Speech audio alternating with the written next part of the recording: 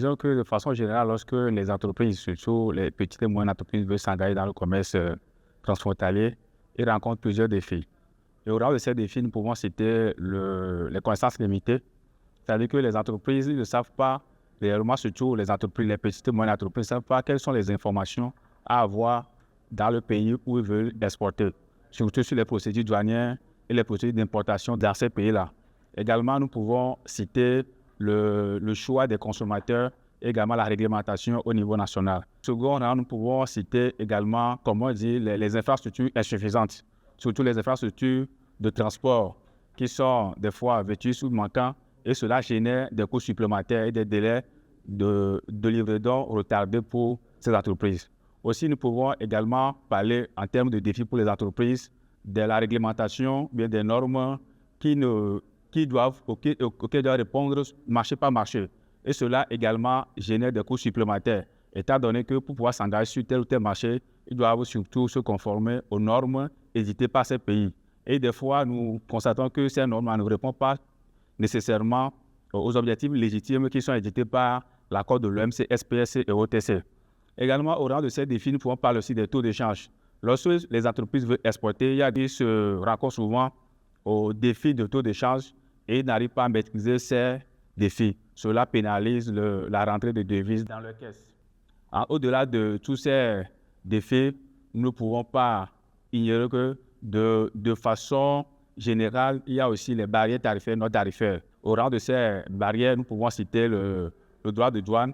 Disons que de jour en jour, il y a des zones économiques qui se créent pour pouvoir réduire les barrières tarifaires. Mais en même temps, il y a des barrières non tarifaires qui se créent, telles que les tracasseries douanières, telles que les réglementations non comprises et aussi la complication de transit pour quitter un pays à un autre. Tout d'abord, il faut saluer cet outil-là qui est mis en place. C'est un outil qui, à mon avis, va permettre aux entreprises de se connecter à d'autres entreprises.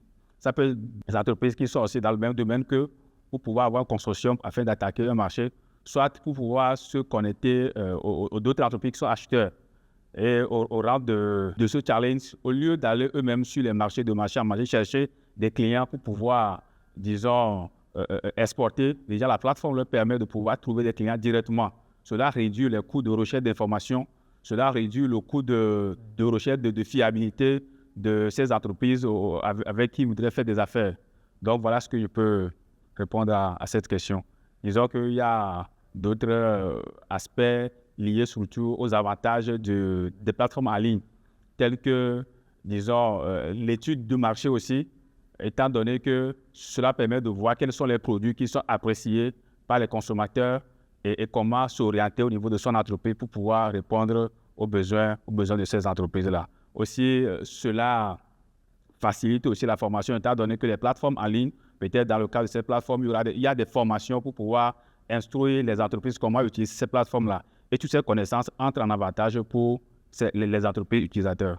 Effectivement, la recherche de clients fiables est quelque chose de primordial et vital pour les entreprises. Étant donné que tu peux pas mettre en affaire avec une entreprise dans laquelle je n'ai pas de confiance. Mais s'il existe une plateforme sur laquelle il y a des entreprises qui sont enregistrées, vérifiées et jugées capables de pouvoir faire des affaires, donc je gagnerai plus en faisant affaire avec cette entreprise-là que de chercher moi-même des entreprises que je ne connaisse pas et je ne sais pas comment ils sont bons dans le business. S'ils ont une historique de confidentialité, une historique qui leur permet de pouvoir répondre. Non, cette plateforme, c'est le mieux adapté pour les entreprises, surtout les petites et moyennes entreprises qui n'ont pas les moyens pour aller sur les marchés, chercher des informations, vérifier dans les cahiers de commerce des pays pour voir ce que l'entreprise avec laquelle ils veulent faire des affaires est fiable. Cette plateforme permet justement de répondre à ce besoin et de directement se connecter avec les entreprises et faire des affaires et en même temps générer des chiffres d'affaires. J'aimerais aussi ajouter que cette plateforme va vraiment permettre la flexibilité de la vie professionnelle des femmes avec leur vie privée, étant donné que avoir une plateforme qui va résoudre le problème de recherche de clients, qui va résoudre le problème d'information sur le marché. Dans cette façon, on va directement donner toutes ces informations aux femmes qui sont peut-être assises dans le canapé. Et avec cette plateforme, ils peuvent directement faire des affaires sans toutefois délaisser leur famille. Surtout, nous savons qu'en Afrique, les femmes ont plus d'enfants et ils sont appelés à rester avec ces femmes.